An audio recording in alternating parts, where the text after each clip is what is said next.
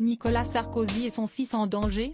Ce mercredi 20 septembre, le site d'information Actu17 a révélé que l'ancien président de la République avait porté plainte pour menace de mort, par l'intermédiaire de son chef de la sécurité, au commissariat du 16e arrondissement parisien. Dans sa déposition, le mari de Carla Bruni raconte que dimanche dernier, un inconnu aurait contacté par téléphone sa sœur cadette Caroline Sarkozy de Najib Oxan, en déclarant qu'il souhaitait la mort de Nicolas Sarkozy et de son fils, Jean, le plus tôt possible. Qu'il meure. Le média rapporte par ailleurs qu'une enquête préliminaire a été ouverte et confiée aux policiers de la Brigade de répression de la délinquance contre la personne, BRDP, de la police judiciaire parisienne.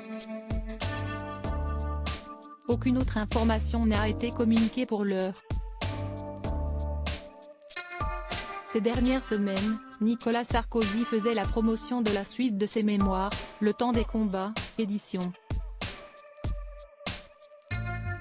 Fayard, sorti le 19 août dernier dans les librairies.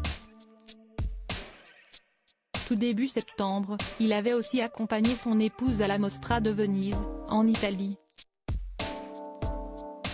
Supérieur à Nicolas Sarkozy, ces femmes qui ont marqué sa vie. Nicolas Sarkozy bientôt de retour devant la justice. La suite de cette rentrée ne sera pas du même acabit pour le père de Giulia.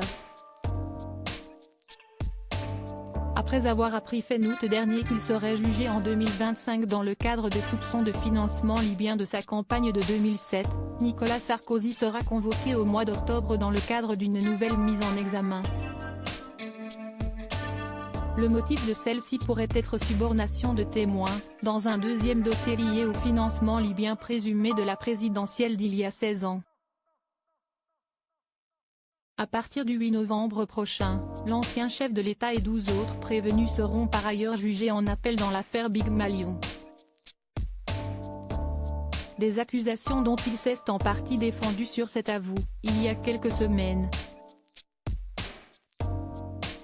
En attendant, l'ex-locataire de l'Élysée profite du succès de son livre.